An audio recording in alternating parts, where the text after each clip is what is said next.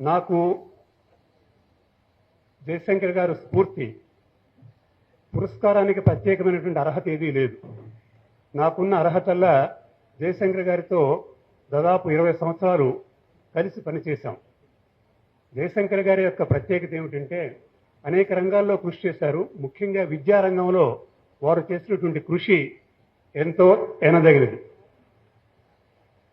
చాలా ప్రత్యేకత ఏమిటంటే జయశంకర్ గారు ఒక అధ్యాపకుడిగానే కాకుండా ఉపాధ్యాయ ఉద్యమ నాయకుడిగా, ఒక పరిపాలనా దక్షుడిగా, అంటే విద్యారంగంలో 3 పాత్రలను పోషించినటువంటి వాళ్ళు చాలా తక్కువ మంది ఉన్నారు.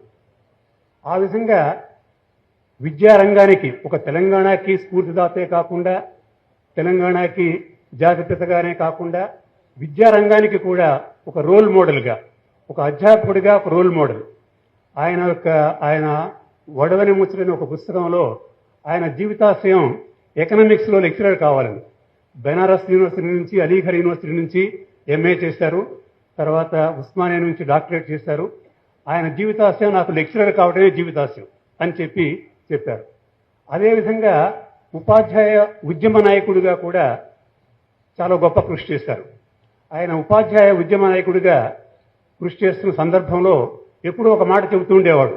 ఉపాధ్యాయులందరూ కూడా ఉద్యమంలో కలిసి పనిచేయాలని చెబుతుండేవాడు.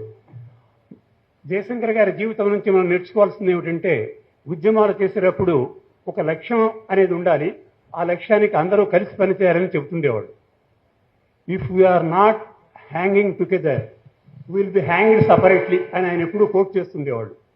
ఈనాడు ఉద్యమాల్లో కూడా, ఇవాళ ప్రజాస్వామ్యం కోసం జరుగుతున్న ఉద్యమాల్లో కూడా అందరూ కలిసి పనిచేయాలనేది జయశంకర్ గారి యొక్క ఉద్యమ అనుభవం నుంచి కూడా మనం నేర్చుకోవాలి.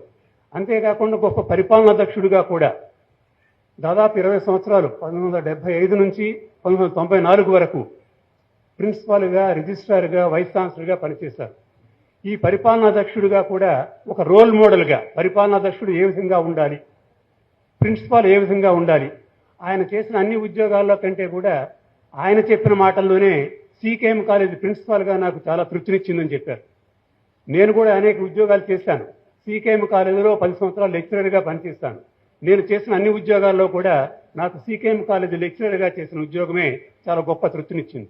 ఎందుకంటే కళాశాలలో మనం పనిచేసేటప్పుడు విద్యార్థులతో మనకి ప్రత్యక్ష సంబంధాలు. ప్రిన్సిపాల్గా జయశంకర్ గారు ఆ కళాశాలని తీర్చిదిద్దారు. అదేవిధంగా వైస్ ఛాన్సలర్గా కూడా కాకతీయ యూనివర్సిటీని తీర్చిదిద్దారు. రిజిస్ట్రార్గా central institute of English foreign లాంగ్వేజ్ని తీర్చిదిద్దారు. జయశంకర్ గారు వైస్ ఛాన్సలర్గా ఉన్నప్పుడు ఢిల్లీలో యూజీసీ చైర్మన్గా జి రామిరెడ్డి గారు ఉండేవారు. రామిరెడ్డి గారు మనందరికీ తెలుసు, కరీంనగర్ బిడ్డ.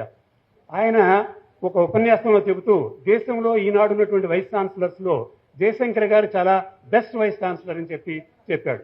ఆ విధంగా జయశంకర్ గారు ఏ రంగంలో పనిచేసినప్పటికీ వారి యొక్క గొప్పతనం ఏమిటంటే ఏ రంగంలో ఏ పని చేసినప్పటికీ చిత్తశుద్ధితో పనిచేశారు.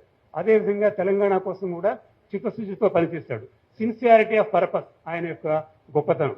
తర్వాత ఆయనకి సోషల్ కమిట్మెంట్ ఉండేది, ప్రొఫెషనల్ కాంపిటెన్స్ ఉండేది. రెండింటితోటి ఆయన ఒక ప్రాక్టికల్ విజన్ చూపించి విశ్వవిద్యాలయాల్ని, కళాశాలను తీర్చిదిద్దాడు. ఆ విధంగా ఆయన స్ఫూర్తిని కొనసాగించడం చాలా మంచి విషయం. ఈనాడు ఈ కార్యక్రమాన్ని నిర్వహిస్తున్నందుకు మరొకసారి తెలంగాణ వికాస్ సమితిని అభినందిస్తూ, నాకు ఈ పురస్కారం చేసినందుకు వారిని మరొకసారి అభినందిస్తున్నాను. ధన్యవాదాలు.